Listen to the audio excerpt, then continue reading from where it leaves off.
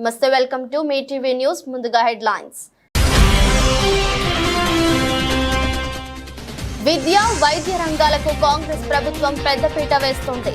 బడిబాట కార్యక్రమంలో భాగంగా రాయకోట్లో విద్యార్థులకు బుక్స్, యూనిఫామ్ అందజేసిన మంత్రి దామోదర్ రాజనరసింహ.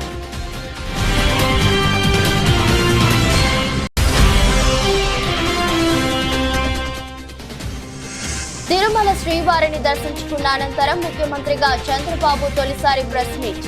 తిరుమల నుంచే రాష్ట్రంలో ప్రక్షాళన మొదలు పెడతానని వెల్లడి.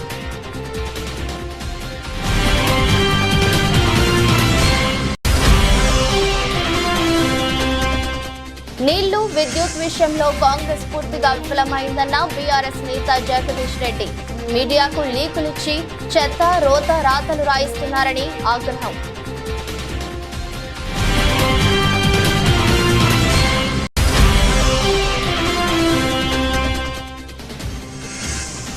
తమకు వ్యతిరేకంగా ఉన్న వారిని వెతికి మరీ దాడులు చేస్తున్నారు. టీడీపీపై వైసీపీ రాజ్యసభ సభ్యుడు Vijayasai Reddy fire.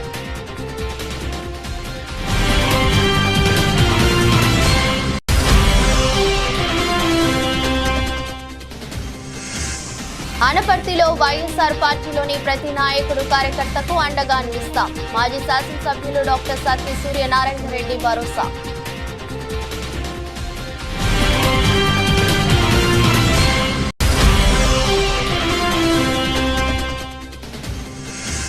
అమెరికాపై Bharat victory. Super 8లో అడుగుపెట్టిన టీమిండియా. 7 వికెట్ల తేడాతో భారత్ గెలుపు.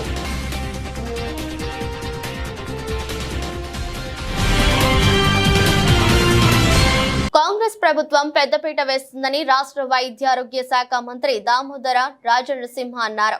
సంగారెడ్డి జిల్లా రాయకోట్లోని జెడ్పీహెచ్ఎస్ బడిబాట కార్యక్రమాన్ని ఆయన హాజరయ్యారు. తొలుత పాఠశాల ఆవరణంలో కలెక్టర్ వల్లూరి క్రాంతితో కలిసి మొక్కలు నాటారు. ప్రైవేట్ పాఠశాలలకు దీటుగా ప్రభుత్వ బడులను తీర్చిదిద్దుతామని చెప్పారు. ఇప్పటికే పాఠశాలల్లో మౌలిక వసతులు కల్పించడానికి అమ్మ ఆదర్శ పాఠశాలలు కమిటీలు ఏర్పాటు చేసి నిధులు కేటాయించామన్నారు. ఈ సందర్భంగా ప్రాథమిక పాఠశాలలకు ప్రహారీ గోడ లేకపోవడంతో మందుబాబులకు అడ్డాగా మారిందని విద్యార్థుల తల్లిదండ్రులు మంత్రి దృష్టికి తీసుకొచ్చారు. సమస్య పరిష్కారానికి కృషి చేస్తానని హామీ ఇచ్చారు.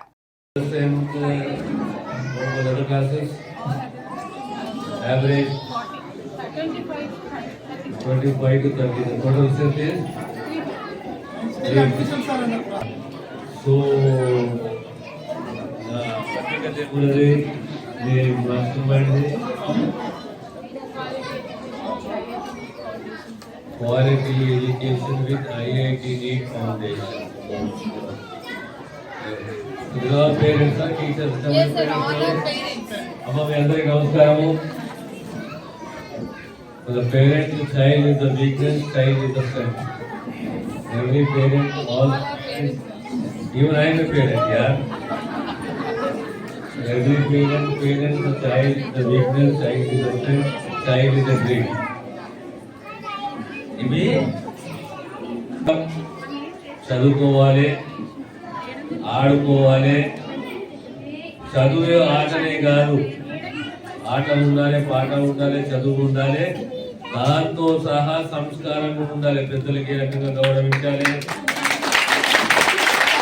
చదువు ఎంత ముఖ్యమో సంస్కారం ముఖ్యము. మన బిహేవియర్, మన మాట, మన బాడీ లాంగ్వేజ్, మన పద్ధతి.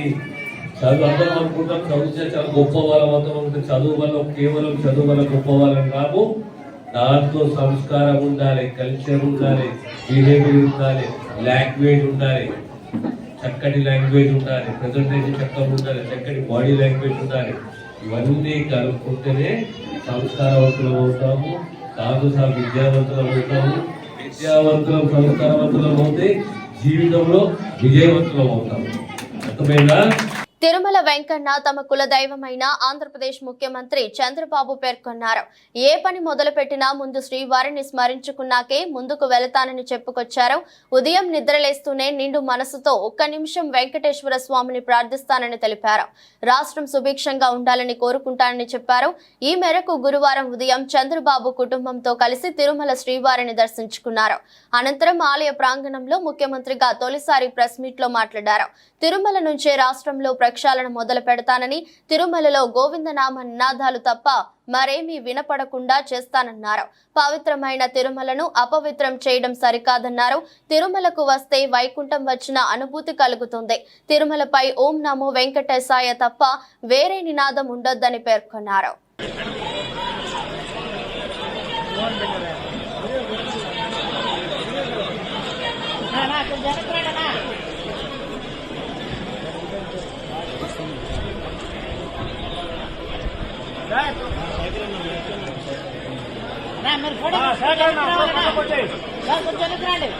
పరిపాలన తిరుమల తిరుపతి దేవస్థానంతోనే ప్రారంభం కావాలి. ప్రక్షాళన ప్రసాదాలు లేకపోతే పరిశుభ్రత అన్నిటికీ తిరోగకాన్ని చేశారు. తిరుమల ఒక పవిత్రమైన దివ్యక్షేత్రం. ఈ పవిత్రమైన దివ్యక్షేత్రాన్ని అపవిత్రం చేయడం భావ్యం కాదు. తెల్లవారుజామున 3 గంటలకు సుప్రభాత దర్శనానికి వస్తే వైకుంఠం అంటే మనకు తెలియదు. పుస్తకాలను చదువుతాం, వైకుంఠానికి పోవాలని కోరుకుంటాం చనిపోయిన తర్వాత. ఆ సమయంలో ఇక్కడికి వచ్చి వెంకటేశ్వర స్వామి దర్శనం చేసుకుంటే వైకుంఠంలో ఉన్న అనుభూతిని కలుగుతుంది. నేను ఎన్నోసార్లు ఫీల్ అయ్యా, ఇప్పుడు కూడా ఫీల్ అవుతున్నా. అందుకే నేను ఇక్కడికి వచ్చినప్పుడు అన్ని విషయాలు మర్చిపోయి ఒక పవిత్రమైన భావంతో పోవాలి. ఒకే స్లోగన్ ఉండాలి. ఏడుకొండలవాడ వెంకటరమణ గోవింద గోవింద తప్ప, ఓం నమో వెంకటేశాయ తప్ప వేరే స్లోగనే ఉండకూడదు. వేరే వ్యక్తి జ్ఞాపకం రాకూడదు. ఆ పేరుతోనే మొత్తం ప్రక్షాళన చేస్తాం. మళ్లీ భారతదేశం కాకుండా ప్రపంచం మొత్తం అభినందించే విధంగా ఈ టీజీని తీర్చిదిద్దామని తెలియజేసుకుంటూ, విద్యుత్ కొనుగోళ్లు, కాళేశ్వరం ప్రాజెక్టుల విచారణపై మాజీ మంత్రి జగదీష్ రెడ్డి స్పందించారు. రుణమాఫీపై దృష్టి మార్చేందుకు కాంగ్రెస్ ప్రభుత్వం కాళేశ్వరం విద్యుత్ కొనుగోళ్లు అంశంపై మాట్లాడుతుందని విమర్శించారు.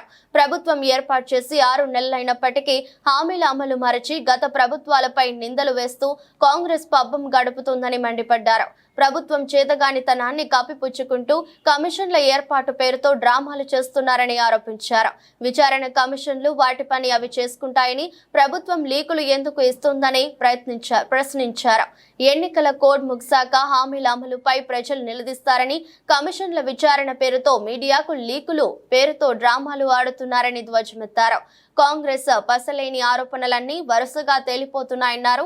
కాళేశ్వరం ద్వారా నీళ్లు అందించకుండా తప్పు చేస్తున్నారని వ్యాఖ్యానించారు. ఆరోపణలతోని పబ్బం గడపాలనుకుంటున్నారు.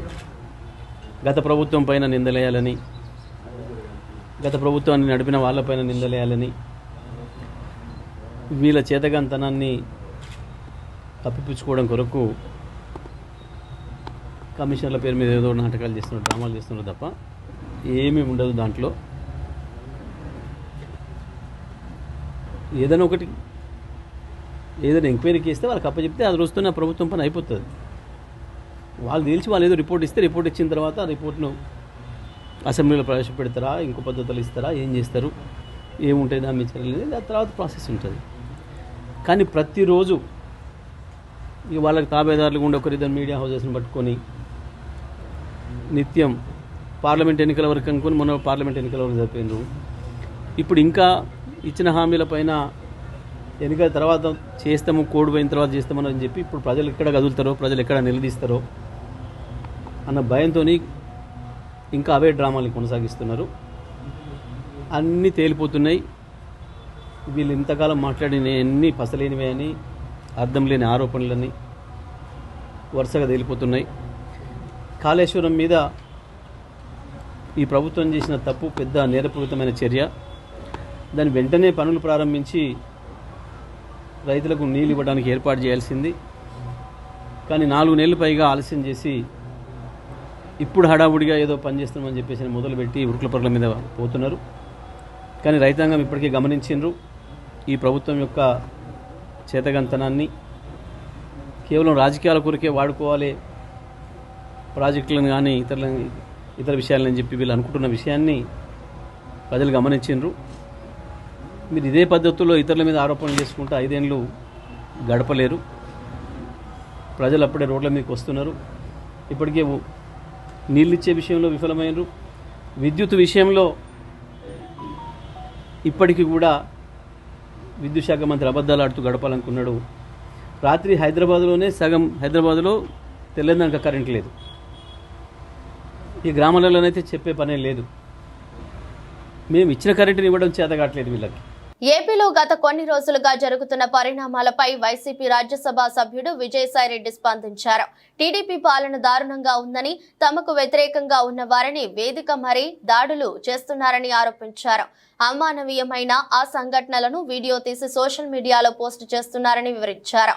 యూనివర్సిటీ వీసీల పైన దండెత్తుతున్నారని, బీసీ సామాజిక వర్గాలకు చెందిన బీసీలను తరిమి కొడుతున్నారని ఆరోపించారు. బంగారు ఆంధ్రప్రదేశ్ రాష్ట్రాన్ని ఈ టీడీపీ ఏ విధంగా తగలబెడుతుందో అందరూ గమనించాలని కోరారు. ఇవాళ రాష్ట్రం ఉన్న దుస్థితిని తలుచుకుంటే కన్నీళ్లు వస్తున్నాయని తెలిపారు. ఒక్క మాటలో చెప్పాలంటే రాష్ట్రంలో రాజ్యాంగం కుప్పకూలిపోయింది. ఈ వారం 10 రోజుల్లో రాష్ట్రంలో పలుచోట్ల హింసాత్మక ఘటనలు జరిగాయి. మొత్తం 27 ఘటనలను రాష్ట్రపతి, ప్రధానమంత్రి, జాతీయ మానవ హక్కుల సంఘం దృష్టికి తీసుకెళ్లామని వెల్లడించారు. ఢిల్లీలో ప్రధానమంత్రి గారికి, ఆనరబుల్ ప్రెసిడెంట్ ఆఫ్ ఇండియా గారికి, హోమ్ మినిస్ట్రీ గారికి, నేషనల్ హ్యూమన్ రైట్స్ కమిషన్కు ఆంధ్ర రాష్ట్రంలో జరుగుతున్నటువంటి అకృత్యాలు, అన్యాయాలు, వైఎస్ఆర్ కాంగ్రెస్ పార్టీ కార్యకర్తలపైన చేస్తున్నటువంటి దాడులు, మానవత్వం మరిచిపోయి మనుషులు కూడా ఇలా చేస్తారా అన్నటువంటి రీతిలో తెలుగుదేశం పార్టీ గుండాలందరూ కూడా ఈరోజు చేస్తున్నటువంటి అకృత్యాలని మేమందరం కూడా, పార్లమెంటు సభ్యులందరం కూడా ఈ యొక్క కాన్స్టిట్యూషనల్ అథారిటీస్ దృష్టికి, ప్రైమ్ మినిస్టర్ గారి దృష్టికి తీసుకురావడం జరిగింది. ఆంధ్ర రాష్ట్రంలో ప్రజాస్వామ్యం అన్నటువంటిది ప్రమాదంలో పడింది అన్నటువంటి విషయం ఈరోజు ప్రజలందరూ కూడా గుర్తిస్తూ ఉన్నారు. వారం రోజులుగా తెలుగుదేశం పార్టీ చేస్తున్నటువంటి దాడులు, అత్యంత భయానకమైనటువంటి పరిస్థితులు ఆంధ్ర రాష్ట్రంలో నెలకొన్నటువంటి సంగతి ప్రతి ఒక్కరికి కూడా తెలుసు.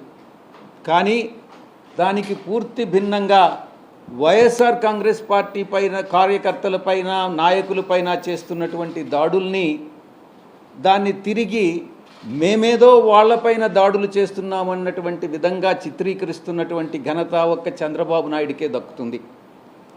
ఈ రకంగా వక్రీకరించేటటువంటి బుద్ధి ఒక్క చంద్రబాబు నాయుడికి, ఆయన పార్టీ నాయకులకు మాత్రమే ఉందన్నటువంటి విషయం అందరూ కూడా గమనిస్తూ ఉన్నారు. ఈరోజు చంద్రబాబు నాయుడు గారి పరిపాలన ఒక ఆటవిక పరిపాలన అన్నటువంటి విషయంగా మనం అభివర్ణించవచ్చు. వికారాబాద్ జిల్లా యాలాల మండల సర్వసభ్య సమావేశం నిర్వహించారు. ముఖ్య అతిథిగా చేవెళ్ల పార్లమెంట్ సభ్యులు కొండా విశ్వేశ్వరరెడ్డి పాల్గొన్నారు. ఈ సందర్భంగా ఆయన మాట్లాడుతూ కేంద్ర ప్రభుత్వం నుండి అత్యధికంగా నిధులు తెచ్చి వెనుకబడిన తాండూరు అభివృద్ధికి కృషి చేస్తానని అన్నారు. పేలాల మండలంలో జంటుపల్లి ప్రాజెక్టు, కోటపల్లి ప్రాజెక్టు వంటివి నిధులు మంజూరు చేసేందుకు కృషి చేస్తానన్నారు. కేంద్ర ప్రభుత్వం నుండి ఏ మేరకు నిధులు వచ్చినా వెనుకబడిన తాండూరు అభివృద్ధికి అత్యధిక కేటాయించడం జరుగుతుందని తెలిపారు. వివిధ గ్రామాల ఆల్ డిపార్ట్మెంట్స్ అధికారులకు, పత్రికా విలేకరులకు అందరూ కూడా ప్రత్యేక నమస్కారాలు. ముఖ్యంగా ఇది లాస్ట్ జనవరి 5 సంవత్సరాలు ఇక్కడ ఉన్నటువంటి ఎంపీటీసీలే కానీ, ఈ జనరల్ బాడీలో గ్రామంలో ఉన్నటువంటి సమస్యలన్నింటినీ కూడా వేదికపైకి తీసుకొచ్చి అధికారులతో డిస్కషన్ చేసి ఆ గ్రామ సమస్య తీర్చడానికి ఈ జనరల్ బాడీ చక్కగా ఉపయోగించుకున్నందుకు మీకు అందరూ కూడా మనస్ఫూర్తిగా అధికారులు కానివ్వండి, మీకు కానివ్వండి ధన్యవాదాలు తెలుసుకుంటూ, దాంతోపాటు గ్రామాభివృద్ధికి 5 సంవత్సరాలు నిర్విరామంగా కృషి చేసినటువంటి ఎంపీటీసీలకు, మండలాధ్యక్షులకు మీకు అందరూ కూడా మనస్ఫూర్తిగా మీకు అభినందించుకుంటూ, మీరు చెప్పినట్టే ఇప్పుడు రాముడు గారు కానివ్వండి, మన సురేంద్ర గారు కానివ్వండి, ఎంపీపీ గారు కానివ్వండి, వాస్తవమే యాదాల మండలం అంటే కూడా మనకు తెలంగాణ వచ్చి 10 సంవత్సరాలు అయినా మనం ఇంకా ఇంత వెనుకబడున్నామంటే ఎక్కడ రోడ్లు చూసినా ఇబ్బందికరంగా ఉన్నాయి. ఇదంతా కూడా వాస్తవమే. మేము నాకు తోడుగా మీరు ఈ మధ్యనే మన అన్న విశ్వేశ్వర గెలిపించడం, సెంట్రల్లో కూడా ఈరోజు బీజేపీ గవర్నమెంట్ ఉండడం, స్టేట్లో మీ అందరి ఆశీర్వాదం వల్ల నన్ను ఎమ్మెల్యేగా గెలిపించి స్టేట్ గవర్నమెంట్ కూడా మన పక్కనే నియోజకవర్గంలో ఉన్నటువంటి మన గౌరవ ముఖ్యమంత్రి రేవంత్ రెడ్డి గారు ఉండడం, వారి సహకారంతో ఖచ్చితంగా యారాల అభివృద్ధిని అన్ని విధాలా, ఎందుకంటే ఈరోజు మేము గెలవడం దాన్ని ఎప్పటి నుంచో కొన్ని రోజుల నుంచి 5-6 సంవత్సరాల నుంచి కూడా శివసాగర్ ప్రాజెక్టు శిథిలావస్థకి అయితే దాన్ని ఇమ్మీడియట్ మీరు ఇక్కడ తెలంగాణ చూసినప్పుడు మా దగ్గర శివసాగర్ ప్రాజెక్ట్ ఇబ్బందికరంగా ఉందని చెప్తే ఇమ్మీడియట్ స్టార్ట్ చేయడం జరిగింది. రాజకీయాల్లో గెలుపోటములు సహజం, కానీ గత కొన్ని రోజులుగా జరుగుతున్న హింసాత్మక ఘటనలు చాలా బాధాకరమని రాజంపేట ఎంపీ పెద్దిరెడ్డి మిథున్ రెడ్డి అన్నారు. కార్యకర్తలపైన దాడులు చేయటం, ఇల్లు కూలగొట్టడం లాంటి పరిస్థితులు రాష్ట్రంలో ఇంత ముందు ఎప్పుడూ లేవన్నారు. ఇలాంటి ఘటనలు జరగకుండా చర్యలు తీసుకోవాలని ప్రధానమంత్రికి, రాష్ట్రపతికి హ్యూమన్ రైట్స్ కమిషన్ దృష్టికి తీసుకువెళ్లడం జరిగిందని తెలిపారు. కొన్ని రోజులుగా జరుగుతున్న హింసాత్మక ఘటనలు చాలా బాధాకరము. రాజకీయాలు ఎలక్షన్ల వరకే ఉండాలి, కానీ దాని తర్వాత కూడా ఈరోజు చాలామంది కార్యకర్తల్ని దౌర్జన్యంగా గాయపరచడము, అదేవిధంగా ఇల్లులు కూల్చేయడము, జేసీబీలు పెట్టి వాళ్ళ వ్యాపారాల్లో దెబ్బతీయడము, అదేవిధంగా చాలామంది పైన ఈరోజు దాడులు జరిగిన పరిస్థితి అందరూ కూడా చూస్తూ ఉన్నాము. ఇవన్నీ కూడా ఒక మంచి ప్రెసిడెంట్ కాదు, అధికారం ఇప్పుడు కూడా శాశ్వతం కాదు. ఎన్నో పార్టీలు ఎంతోమంది అధికారంలోకి వచ్చారు, పోయారు. కానీ ఈ విధంగా కార్యకర్తల పైన దాడులు చేయడము, ఇల్లులు కొట్టడం, ఇవన్నీ కూడా కొత్త పద్ధతి. ఎప్పుడు కూడా ఈ విధంగా రాష్ట్రంలో జరగలేదని చెప్పి కూడా మేము తెలియజేస్తాము. ప్రజలు మ్యాండేట్ ఇచ్చారు మీకు. మీరు ఏవైతే ప్రామిస్ చేశారో, మీరు ఏవైతే మంచి పనులు చేస్తారో అవన్నీ కూడా చేయండి. ఒక విషయం గుర్తుపెట్టుకోండి, 40% పబ్లిక్ ఈరోజు ఓటమి చెందినా కూడా వైఎస్ఆర్సీపీకి ఓటేశారు. కేవలం ఆ 60% ఏదైతే మీకు 57 56 ఏదో వచ్చిందో వాళ్ళకే ప్రభుత్వం కాదు, మొత్తం ఆంధ్ర రాష్ట్ర ప్రజలందరికీ కూడా ప్రభుత్వం బాధ్యత తీసుకోవాలని చెప్పి కూడా నేను కోరుతా ఉన్నాను. ఇలాంటి ఘటనల అన్నింటి కూడా ఇమ్మీడియట్గా లా అండ్ ఆర్డర్ అన్నీ కూడా చక్కదిద్ది ఇలాంటి ఘటనలు జరగకుండా తగిన చర్యలు తీసుకోవాలని చెప్పి కూడా మేము కోరుతాను. అదేవిధంగా ఈరోజు పార్లమెంటరీ పార్టీ మీటింగ్ పెట్టుకొని ఇవన్నీ కూడా అందరికీ, పెద్దలందరికీ కూడా, ప్రెసిడెంట్ గారికి, ప్రధానమంత్రి గారికి, హ్యూమన్ రైట్స్కి, వాళ్ళందరికీ కూడా ఈ ఇష్యూస్ ఏవైతే ఘటనలు జరిగినాయో ఇవన్నీ కూడా వాళ్ళ దృష్టికి తీసుకుపోతామని చెప్పి కూడా నేను తెలియజేస్తాను. విద్యాభివృద్ధి వలన సమాజం అభివృద్ధి బాటలో పయనిస్తుందని సత్తుపల్లి ఎమ్మెల్యే డాక్టర్ మట్ట రాగమయ్య దయానంద్ పేర్కొన్నారు. సత్తుపల్లి పట్టణంలో గురువారం ప్రొఫెసర్ జయశంకర్ బడిబాట కార్యక్రమం నిర్వహించారు. ఈ సందర్భంగా విద్యార్థులకు పుస్తకాలు, యూనిఫామ్ అందజేశారు. విద్య వలన ప్రతి రంగంలో పెను మార్పులు వస్తాయని తెలిపారు. రాష్ట్రంలో కాంగ్రెస్ ప్రభుత్వం విద్యకు అధిక ప్రాధాన్యత ఇస్తుందని తెలిపారు. గతంలో విద్యా సంవత్సరం మధ్యలో పుస్తకాలు, యూనిఫామ్ ఇచ్చేవారని గుర్తు చేశారు.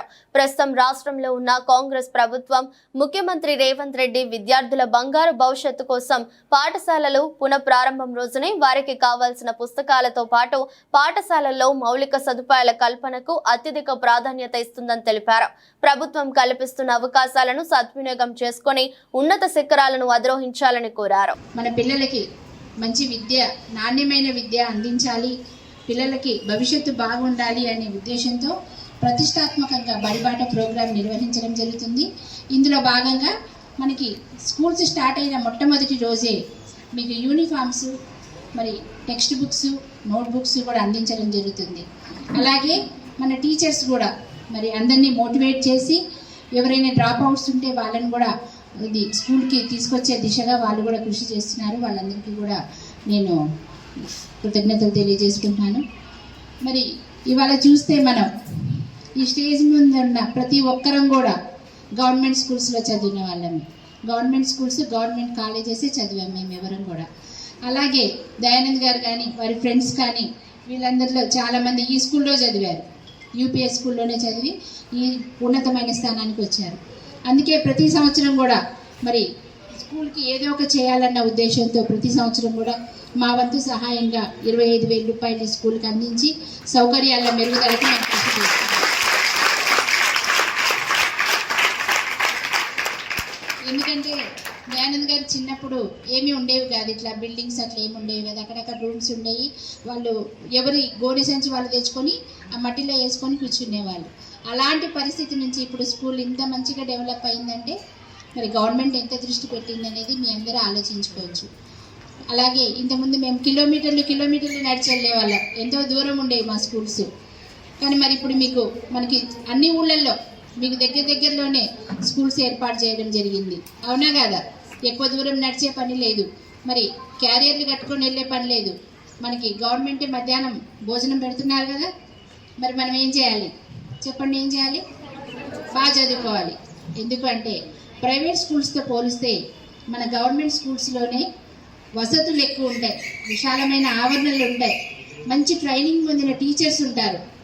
మనం చేయాల్సిన పనంతా మరి వాళ్ళు చెప్పేది శ్రద్ధగా విని మరి మంచిగా ఆకలింపు చేసుకొని ఏమైనా డౌట్లు ఉంటే అడిగి మరి మంచిగా చదువుకోవాలి. మన లక్ష్యం ఏదైతే పెట్టుకున్నామో ఒక గోల్ పెట్టుకోవాలి ప్రతి ఒక్కరు. అనపర్తి మాజీ శాసనసభ్యులు డాక్టర్ సత్య సూర్యనారాయణ రెడ్డి వైఎస్ఆర్సీపీ పార్టీ నాయకులు మరియు కార్యకర్తలు సహనంతో ఉంటూ వైఎస్ఆర్సీపీ పార్టీని గ్రామాలలో మరియు నియోజకవర్గ స్థాయిలో ముందుకు తీసుకువెళ్లాలని చెప్తూ ఓటమి శాశ్వతం కాదు, గెలుపు కోసం ముందుకు సాగుతూ మనవంతు ప్రయత్నం మనం చేస్తూ ప్రతి గ్రామాలలో ఉన్న వైఎస్ఆర్సీపీ పార్టీ నాయకులకు కార్యకర్తలకు అండగా ఉంటామని అన్నారు. అనపర్తిలోని పార్టీ కార్యాలయంలో జరిగిన అనపర్తి మండల స్థాయి వైఎస్ఆర్సీపీ నాయకుల కార్యకర్తల సమావేశంలో మాట్లాడుతూ మరియు ప్రతి గ్రామాలలో వైఎస్ఆర్సీపీ కార్యకర్తలు నాయకులు ఒకరికొకరు కలిసిమెలిసి వచ్చే ఆపదలను ఎదుర్కోవాలని పేర్కొన్నారు. అదేవిధంగా అధికార పార్టీ వాళ్ళు ఇటువంటి కార్యాచరణలు చేపట్టిన వాటిని అధిగమిస్తూ న్యాయ వ్యవస్థ ద్వారా తగిన పరిష్కారం చేకూరుస్తామని హామీ ఇచ్చారు. జగన్మోహన్ రెడ్డి గారి పట్ల పేద ప్రజలందరూ కూడా చాలా ఆదరణ చూపిస్తున్నారు. తప్పనిసరిగా మనం మంచి మెజార్టీతోనే గెలుస్తామని అందరూ కూడా భావించాం. అదేవిధంగా గడపడబో తిన్నప్పుడు కానీ ఎలక్షన్ క్యాన్వాసింగ్లో కానీ ఎక్కడా వ్యతిరేకత లేదు.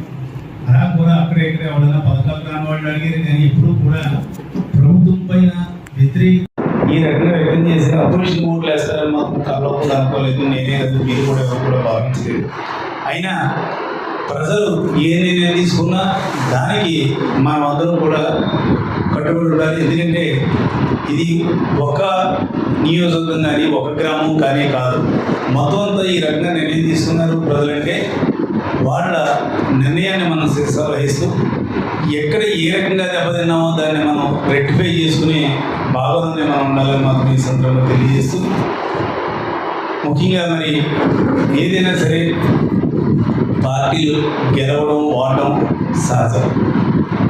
మరి మనం గెలిచినప్పుడు ఉంది, మరి తెలుగుదేశం కానీ ఇప్పుడు దానికి ఎవరైతే మిత్రపక్షాలు ఉన్నారో బీజేపీ కానీ జనసేన కానీ వాళ్ళ మీద ఎవరి మీద కూడా మనం దాడులు చేయలేదు, ఈ రకంగా ఎప్పుడు కూడా హింసించలేదు. చూస్తున్నాం, వీడియోలు కూడా పెట్టేస్తున్నారు. నిజంగా దెబ్బతిన్న యువకులను చూస్తే చాలా బాధ అనిపిస్తుంది. ఎందుకంటే రాజకీయం అన్నాక పోలింగ్ బూత్ దగ్గర నుంచి ఎవరైనా దొంగోటు వేయడానికి చేస్తే అపోజిషన్ పార్టీ వాళ్ళు మనమన్నా అపోజిషన్ ఎవరైనా సరే అడుగుంటారు, అది సహజం. అంతేకాకుండా సోషల్ మీడియాలో కూడా పోస్టింగ్లు ప్రతి పార్టీ వాళ్ళు కూడా పెట్టుకుంటారు, రెండు వాళ్ళు వ్యతిరేకంగా. దాన్ని దేన్నో సాగుగా చూసి దాడులు చేయడం ఎంతవరకు న్యాయం అన్నది ఒకసారి ఆలోచించారు. సూర్యాపేట శాసనసభ్యులుగా ముచ్చటగా 3 సార్లు గెలుపొంది హ్యాట్రిక్ ఎమ్మెల్యేగా అఖండ విజయం సాధించడం పట్ల హర్షం వ్యక్తం చేస్తూ మాజీ మంత్రి వర్యులు గుంటకండ్ల జగదీష్ రెడ్డి అభిమానులు సూర్యాపేట నుండి యాదాద్రి వరకు పాదయాత్ర చేపట్టారు. తాము అనుకున్న కళ సాకారం అవ్వడంతో మొక్కులు చెల్లించుకునేందుకు యాదాద్రి శ్రీ లక్ష్మీ నరసింహస్వామి వారి సన్నిధికి గురువారం ఉదయం జిల్లా కేంద్రంలోని శ్రీ షిరిడి సాయిబాబా దేవాలయంలో ప్రత్యేక పూజలు నిర్వహించి కాలినడకన యాదాద్రికి బయలుదేరారు.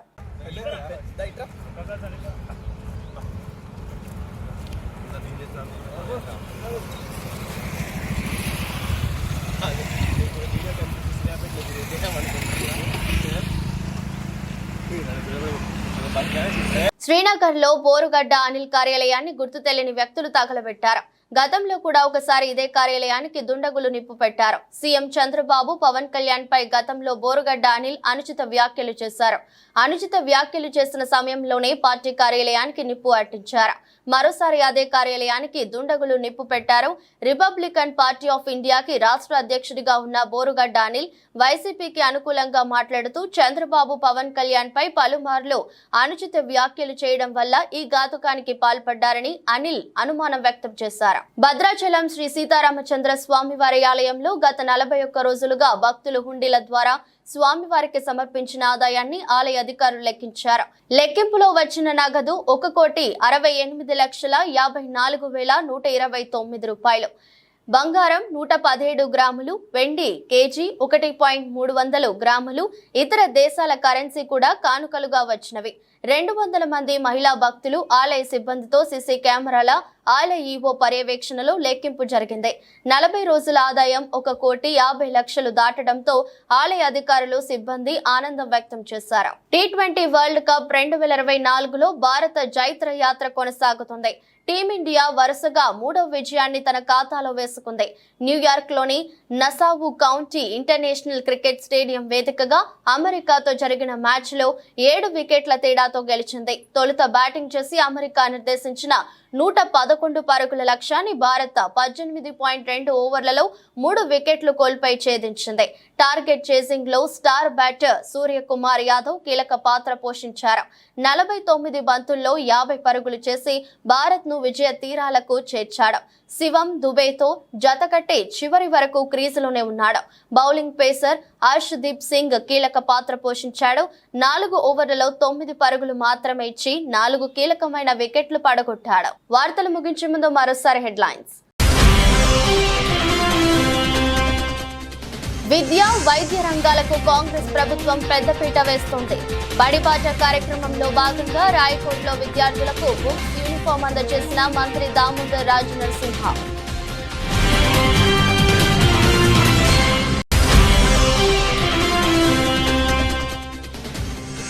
తిరుమల శ్రీవారిని దర్శించుకున్న అనంతరం ముఖ్యమంత్రిగా చంద్రబాబు తొలిసారి ప్రెస్ మీట్. తిరుమల నుంచే రాష్ట్రంలో ప్రక్షాళన మొదలు పెడతానని వెల్లడి.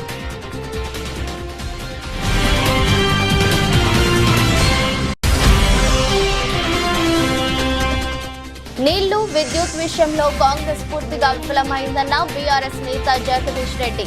మీడియాకు లీకులిచ్చి చెత్త, రోత రాతలు రాయిస్తున్నారని ఆగ్రహం.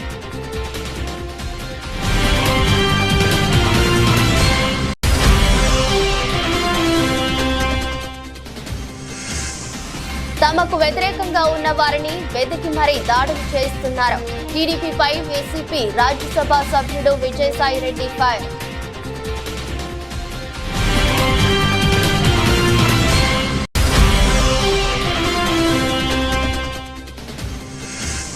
అనపర్తిలో వైఎస్ఆర్ పార్టీలోని ప్రతి నాయకుడు, కార్యకర్తకు అండగా నిలుస్తాం. మాజీ శాసనసభ్యులు డాక్టర్ సత్తి సూర్యనారాయణ రెడ్డి భరోసా.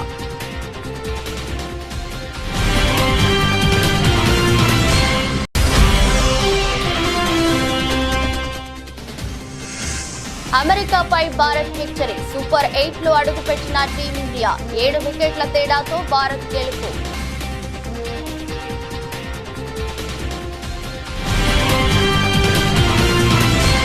ఇది రోజు బులెటిన్. మరో బులెటిన్లో మళ్ళీ కలుద్దాం. అంతవరకు సెలవు. నమస్కారం.